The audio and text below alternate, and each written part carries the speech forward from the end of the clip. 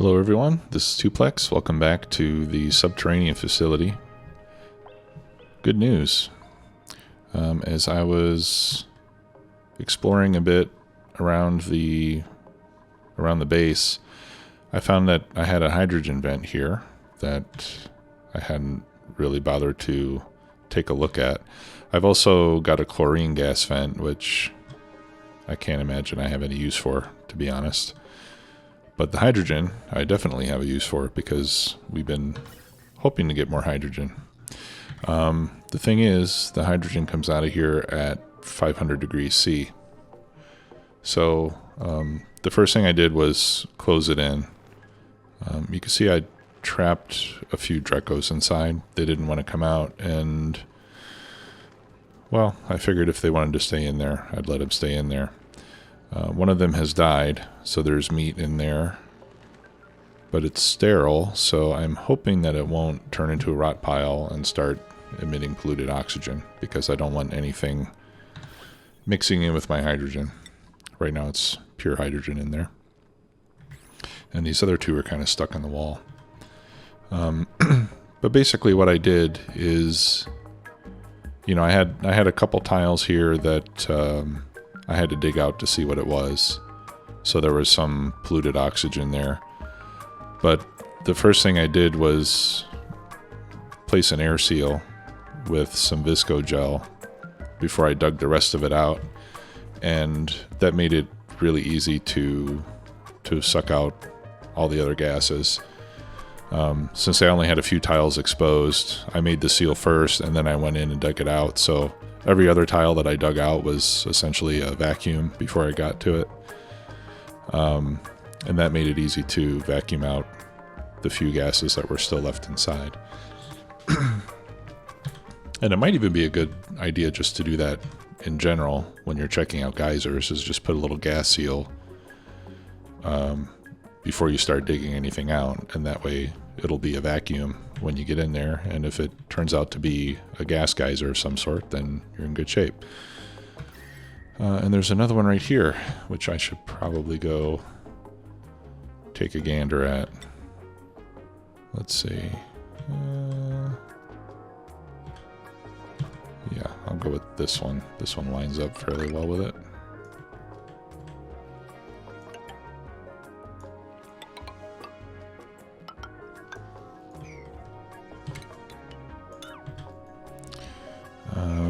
Alright, so if I was going to do that again,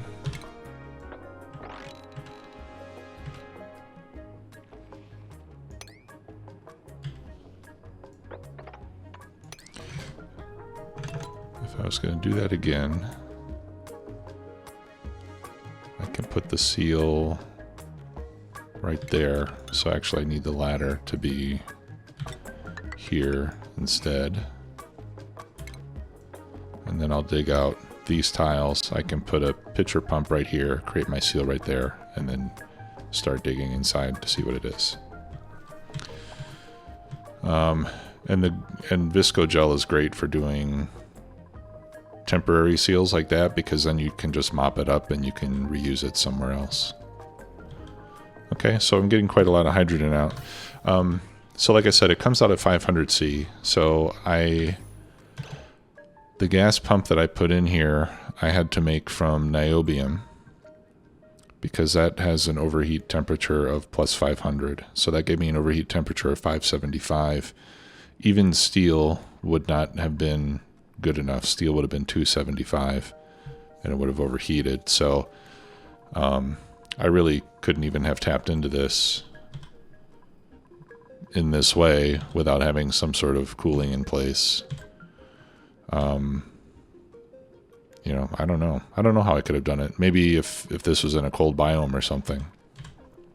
I'm not sure how I could have cooled it without having a gas pump. So, but fortunately the niobium got me to the temperature I need.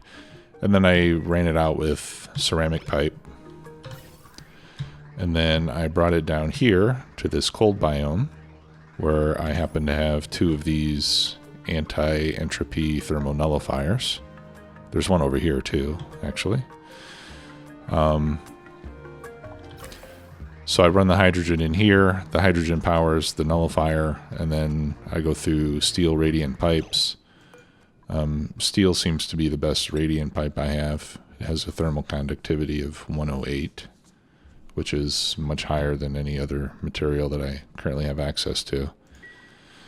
So it comes in, you can see it's coming in here at 417 C. By the time it gets through this little cooling loop, it's at 5.4 C. So we remove quite a bit of heat from it. And then I go through a series of storage tanks. And then I send that all the way up here and all the way over here, where it connects to the output of my SPOM and over to my gas liquefier. Okay, so the good news is I now have quite a bit more hydrogen, liquid hydrogen, than I did before. In fact, we're getting close to the point where it'll start looping through the tank like the oxygen has been. On the current space missions, I decided to send my cargo ship out 50,000 kilometers, just for some variety. So I'm going to bring back some iron and copper and obsidian. Abyssalite, honestly, I don't really have any use for abyssalite that I am aware of. But I thought it would be nice to have some more iron and copper around. And then the exploration rocket is going out here to the 80,000 range, checking out this terrestrial planet, and we'll see what it's got in store for us there.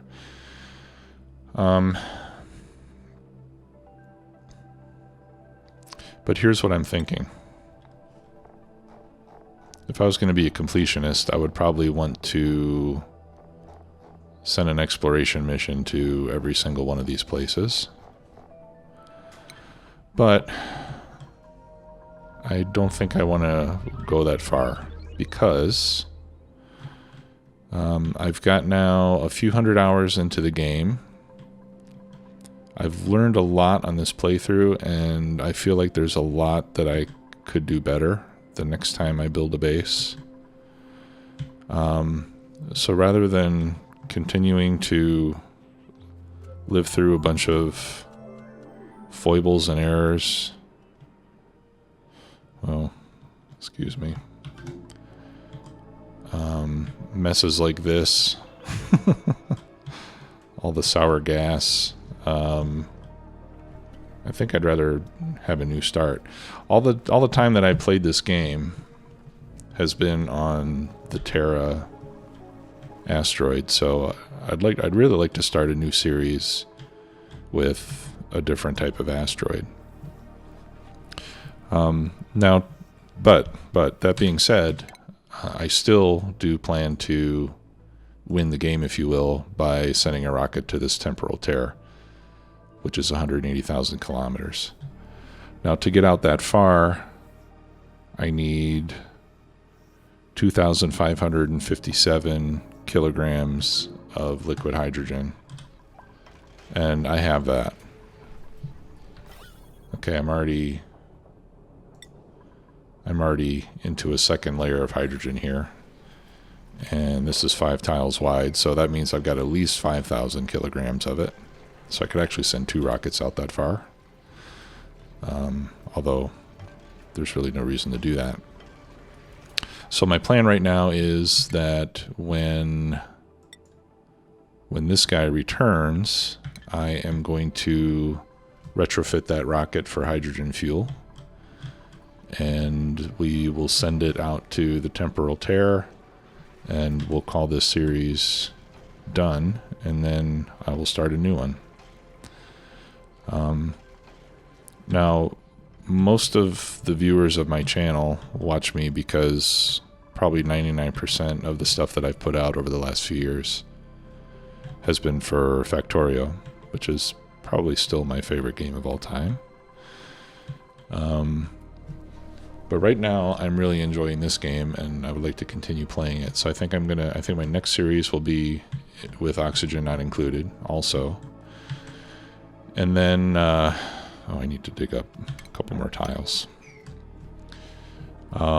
The official version 1.0 release of Factorio should be coming along sometime in August, I think. So I think before making another Factorio series, I'll probably just wait for the new version to drop and make a series with version 1.0. Because if I don't, I'm pretty sure that what will happen is I'll start a series, and then a week into it, the release will happen, and then nobody's going to want to watch my series anymore. And I won't want to continue it either. I'm going to want to play the new version. So that's my plan. Let me know if any of you have a preference. Let me know what asteroid type you think I should play on. Oh, it's flooded. That's no good. Okay, let's build some mesh tiles along here.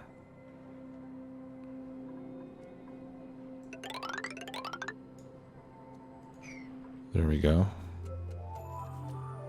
I don't know if I can replace the obsidian with mesh tiles. I know I can delete them. No, they won't replace directly. But let's see if this will take care of the flooding situation.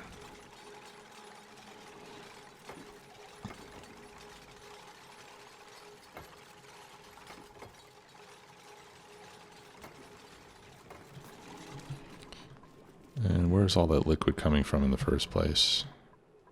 Oh, look at this. Okay. Well, we can stick a tile there. That'll help. Yeah, and then I've got all this chunk up there is going to continue to melt and just drip down here. So maybe another good thing to do will be to build down a little bit further and just build some more drainage.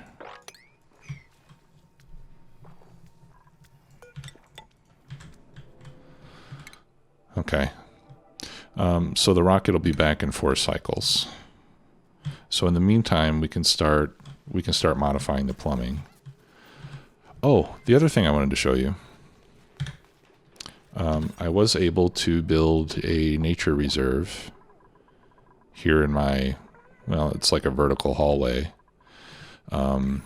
between the bathrooms, the bedrooms, the Great Hall, and a couple of ranches, which is not that important.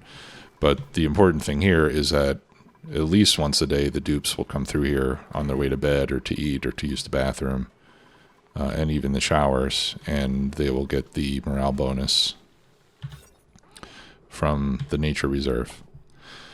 And I was able to do that because I found a way to make natural tiles where they didn't already exist. And I'll show you how I did that. Now, I think this is a little bit, I would say this is a little bit of an exploit. Probably the best non-exploitative or the least cheaty way that I've seen to do it is that you can put some algae or slime on the ground. And if you heat it up above 125 degrees, it'll turn into a tile of dirt. You could just bring some hot mineral or piece of metal from somewhere else in the base and just arrange for it to drop on top. And then once it heats up above 125 degrees, it'll turn into a dirt tile. And then you can use that to put a plant into. I didn't want to do that because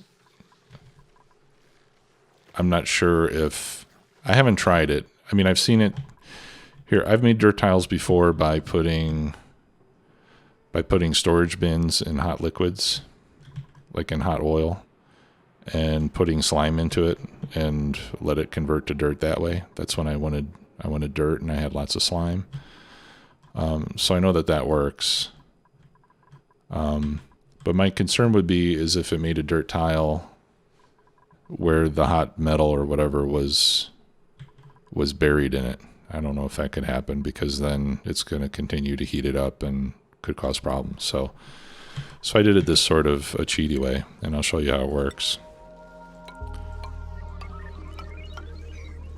So you make a 2-tile space surrounded by insulated tiles, like this.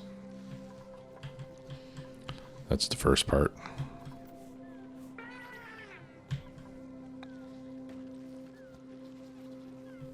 And this is how I made these tiles, and that's why they're separated by a certain amount of spaces.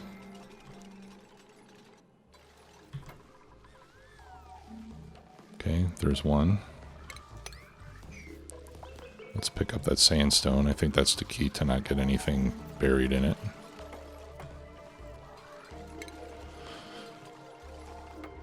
Okay, and then when you have the insulated tile, you build a manual airlock out of whatever metal you like.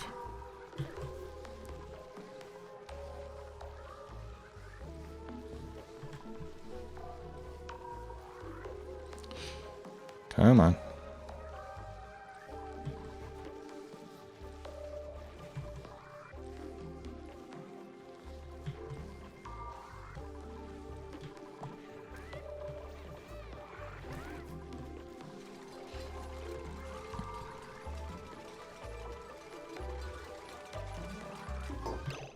Okay, and then you deconstruct it.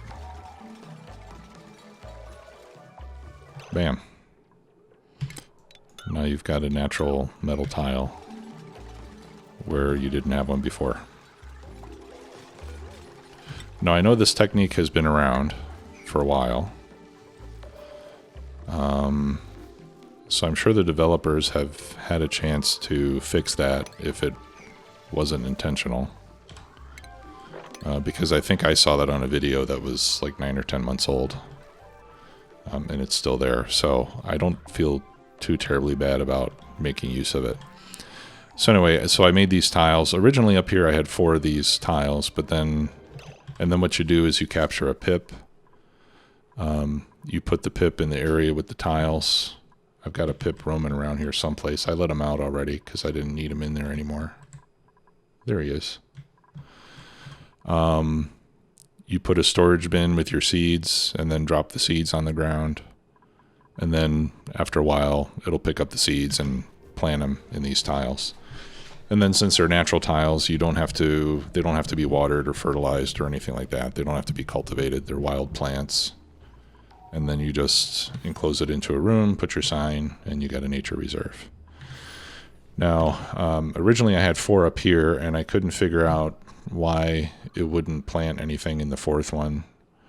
And it turns out that there's about a 6x6 tile square around these things, and the pip won't plant any more than 3 plants within that same area. So that's why I ended up putting one down here as well.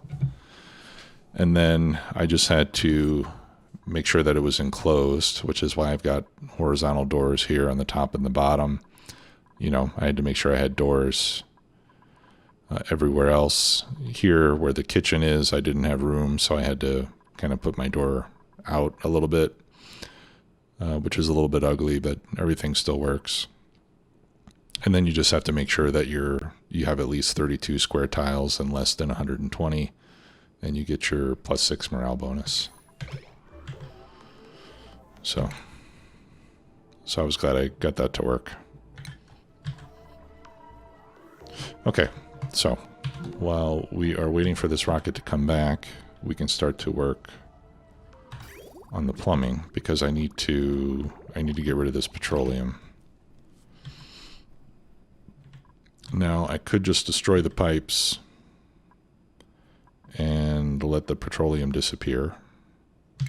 I think that'll be the easiest way to handle it. And I don't care too much about losing a little bit of petroleum.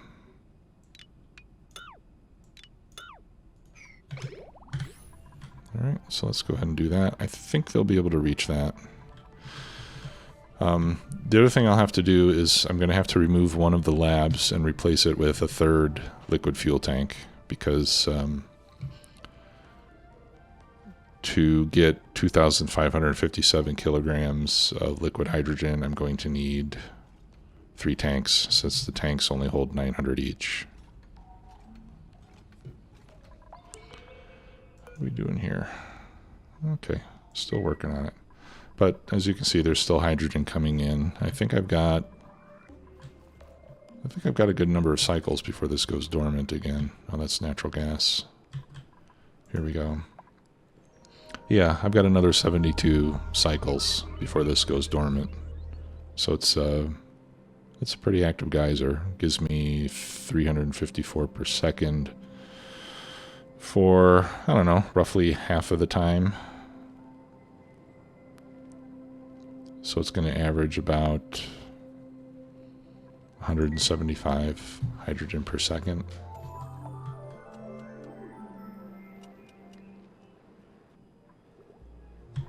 And that way I don't have to create the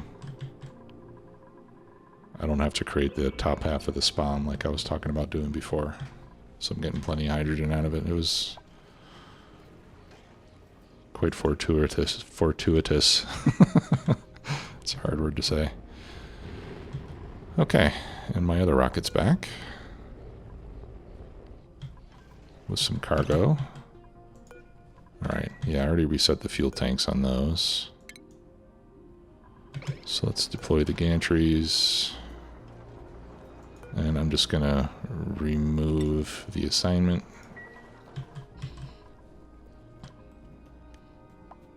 Since all we really have left to do now is launch this other rocket, I don't think I will send this for another mission right now. Okay, so let's work on hydrogen plumbing.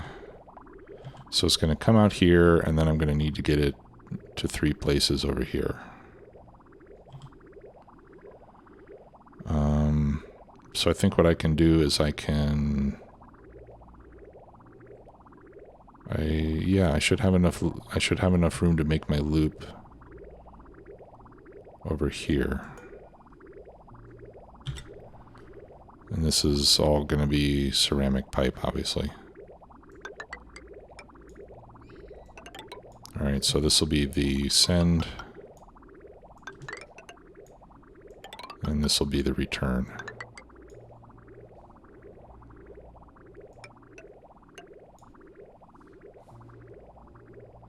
Actually, let's go over to there. That'll just make it a little bit easier.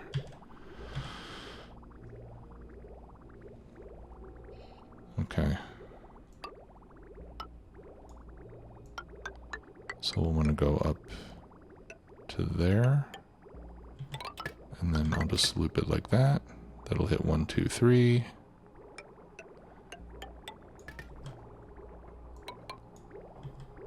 And then come back. Now I just need liquid bridges. I've heard that liquid bridges act as perfect insulators. That the fluid just kind of teleports from one end to the other. Because I was worried about heat transfer on liquid bridges, but it seems that that's not really a problem. Alright, so then I'll connect those and I'll just delete that piece of pipe in between.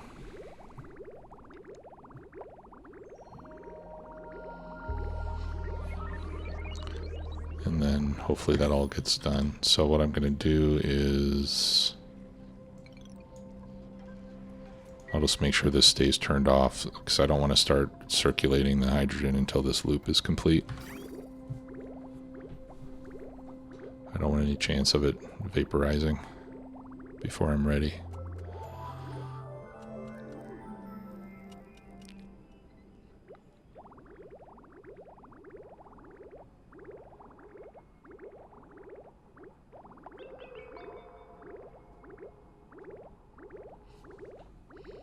And then when we're ready, you know, I could just set the pump to I can just set the pump to turn on, even if it's below that level, so that I can get the rocket loaded with the hydrogen.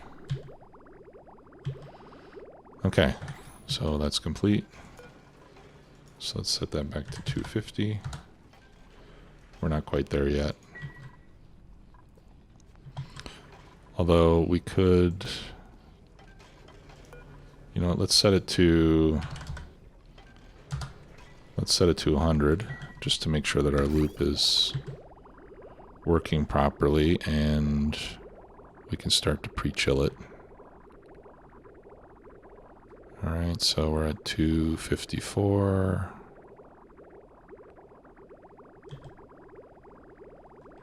And what's the liquefaction temperature? 253.9. 253.8. Okay, no problem. Stayed liquid the whole time. That's perfect.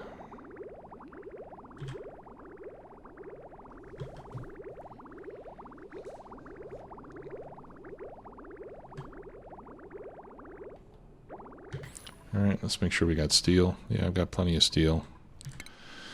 So, it should be more than enough to build everything we need. Okay, so I'm going to pause recording now, wait for the rocket to come back, and then we'll get it built. Okay, the rocket has returned.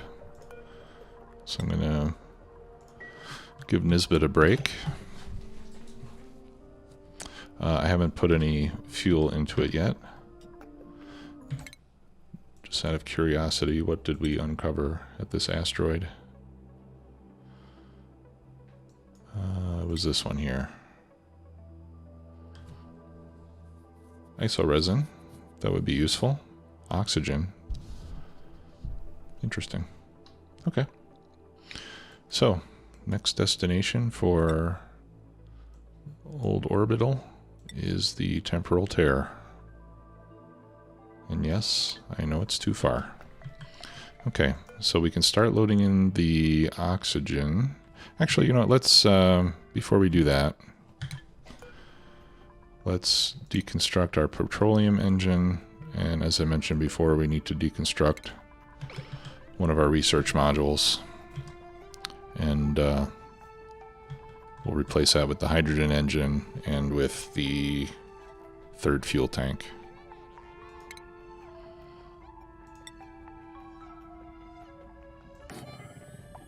Okay, so that goes there. I've already set all the tanks to 0, so they haven't put anything inside yet.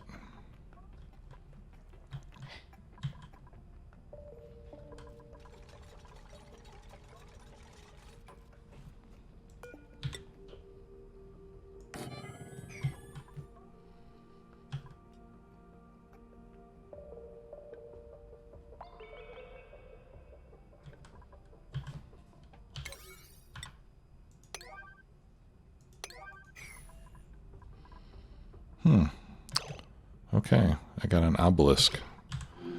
I don't have an obelisk yet. These are all full now, so I made some more pedestals over here.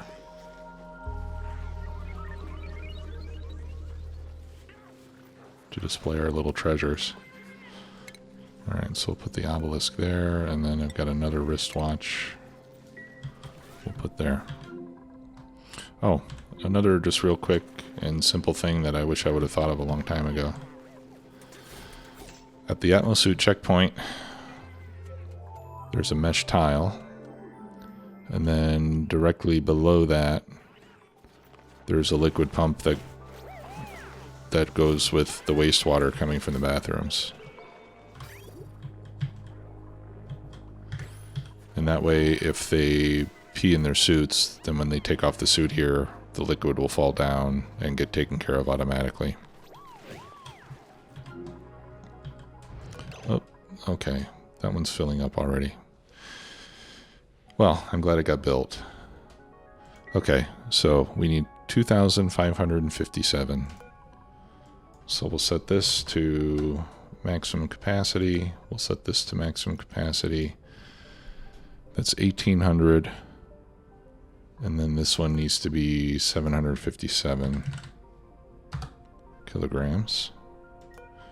And then this one needs to be 2,557, which is almost full capacity. So I'm glad they decided to make it so that the oxidizer tank, that you only need one of them. Okay, and then up here, I'm going to turn the pump on. Right, so if we set this back to the 250 it was originally at, and then I'll turn it to below, so the pump will turn on and it'll just start pumping out all of our liquid hydrogen. We hope.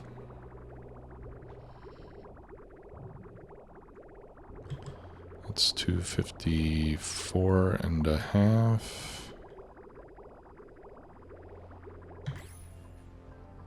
Okay, that one's loaded.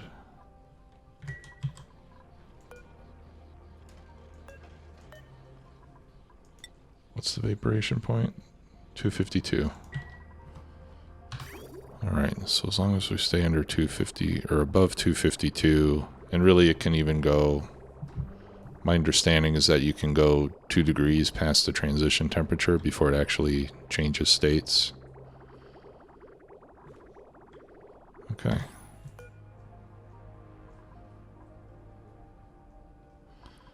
And then as soon as that one's full, then I'll set this back to its original value so that we can accumulate hydrogen in there again. Oxygen's full already. Alright, now who's going to be our lucky astronaut?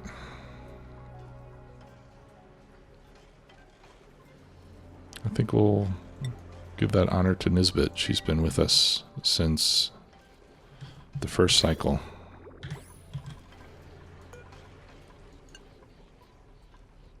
Okay.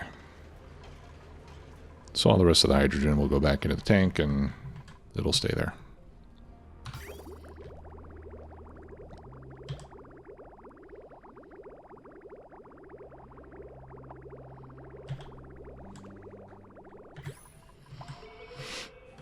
It would be cool if I could line up all my other dupes up here to give her a salute. And she's getting ready to leave. I hope this isn't another one of those cases where she never shows up and I have to restart the game.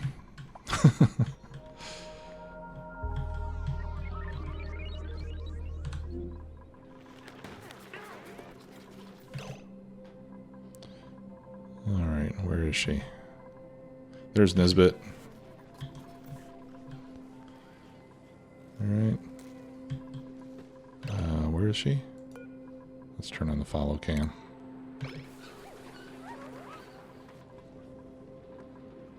Okay. Yeah, I don't think... Okay, maybe she is on her way up there. No, she's not.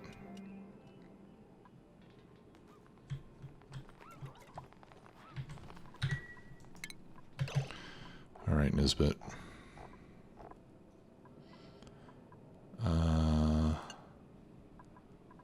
I'm going to forbid you from every activity except operating.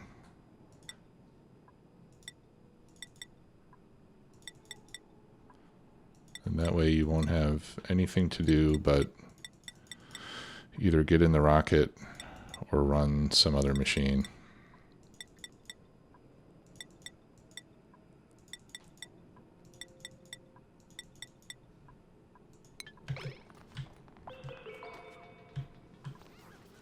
If you go to run another machine, then I'll know that something's wrong because the rocket is priority 9.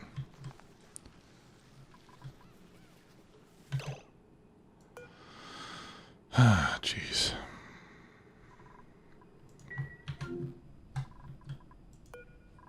Oh, it's not priority 9. Okay, now it is. Nisbet, let's go.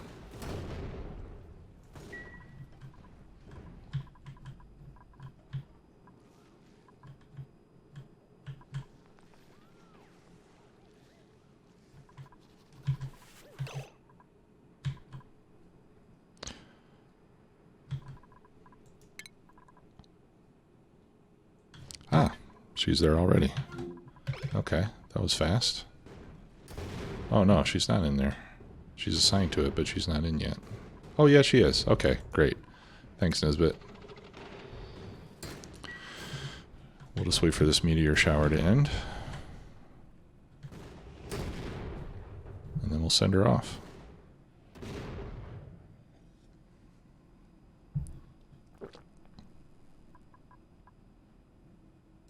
Okay, let's open the doors.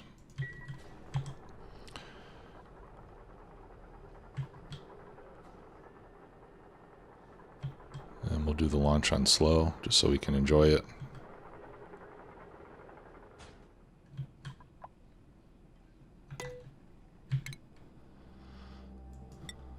Off we go. Okay, thanks. Didn't even wait to see it take off.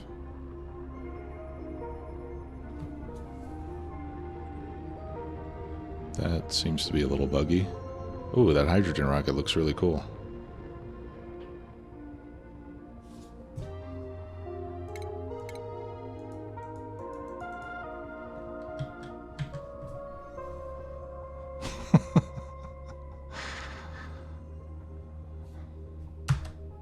Ah, there we go. The enter key worked.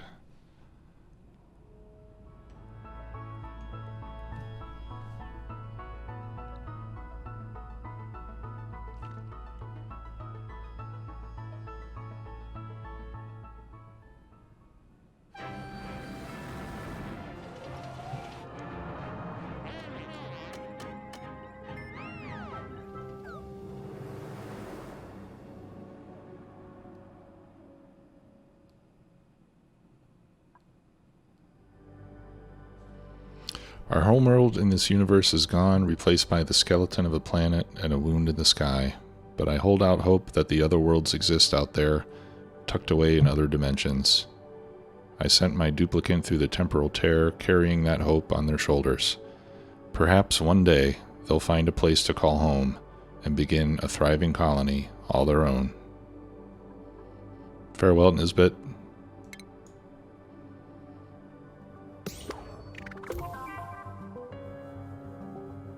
Okay. That's it. Thanks a lot for watching, everybody. It's been a lot of fun. Hope you enjoyed it. And I will see you very soon with the next one. Talk to you later. Bye-bye.